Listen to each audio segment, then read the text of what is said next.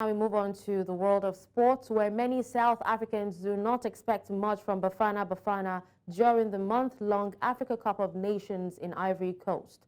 Bafana Bafana are grouped with 2004 Africa champions Tunisia, as well as Mali and Namibia. The minimum expectation is that they will exit their group and reach the knockout phase. Bafana Bafana kicks off their campaign against Mali on 16 January, and this will be the perfect opportunity for Hugo Broos and his men to prove a point to the detractors. Now, to discuss this, we're joined by Mthokozisi Dube. He's a far post journalist, and he joins us from Johannesburg, South Africa. Hello, Mr. Dube. Thank you so much for joining me at this time. Good morning, and thank you so much for having me. Good morning. So, what is your overall assessment of the Bafana Bafana team's performance leading up to the AFCON tournament? Look, I think they've played a good 16 games, and out of those 16, they've actually won 9. So I think that's a bit of a decent, run. I mean, when you look at the way they performed in the qualifiers as well, I think the only loss was to Morocco, and obviously a disappointing draw in Johannesburg against Liberia. So yeah, there's been a bit of inconsistency. But my biggest worry about Bafana Bafana is that in those 16 games, they've only scored 22 goals. That's not a very good goal return. They go into an AFCON without their top strikers, 2 top strikers. That's Lyle Foster, who plays for Burnley in England, and Lebo Mothiba, who plays in France. So not looking very good for Bafana, in terms of the striking department, where I think that's where my major concern is, going into that tournament.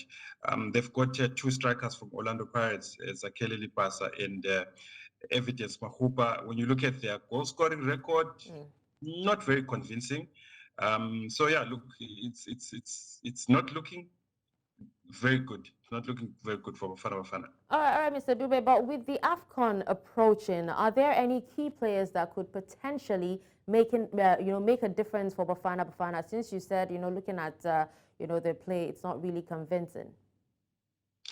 Yeah, look, there's quite a number of players that I feel, could actually do very well at the AFCON. I mean, you've got Tebogo Mokoena, I think for me is potentially a standout player. He's done very well for Mamelodi Sundowns in, the African, club competitions. They won the African Football League. You've got Pepelos Tole, who plays in Portugal, a very, very good midfielder. I think an opportunity for him to also showcase his talent and hopefully, try and get a deal, overseas with a bigger club, of course. And then there is also Pesitao, doing very well, recently named CAF Interclub Player of the Year. So yeah, I mean, he plays for Al Ahly in Egypt. He's done extremely well, and I think our hopes actually lie on Pesitao's shoulders. Of course, Ronan Williams, the goalkeeper and the captain, he's done very well in recent competitions. But I think the biggest challenge that we have, I mean, when you look at a lot of squads that are going to AFCON, they've got a lot of players that are based overseas who play in very competitive leagues, some of them playing in the English Premier League. But I mean, look at the Bafana Bafana squad, there's only 2 players that play overseas, that is Portugal and Cyprus, which is Mihlali Mayambela, who plays in Cyprus, and Pepelos Tole, who plays in Portugal. So yeah, and I think that makes much of a difference, because I mean, when players play in competitive leagues, I think it improves their game, and when they come to play for their countries, they're in a much better position than players who play on the local league. So that would be a bit of a concern for me as well. Okay, now talking about players playing on the local league, what are your thoughts on how teams from Southern Africa will fare at the AFCON this year? Are there any standout teams or players to watch out for?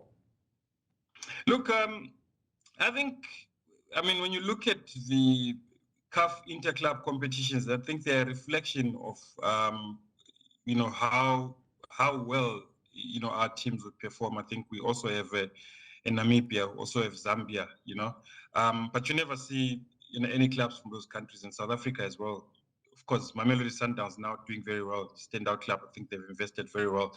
But when you look at the national teams, with Namibia, I mean, I'll be looking at Peter Shalulile to do very well and sort of, carry their hopes.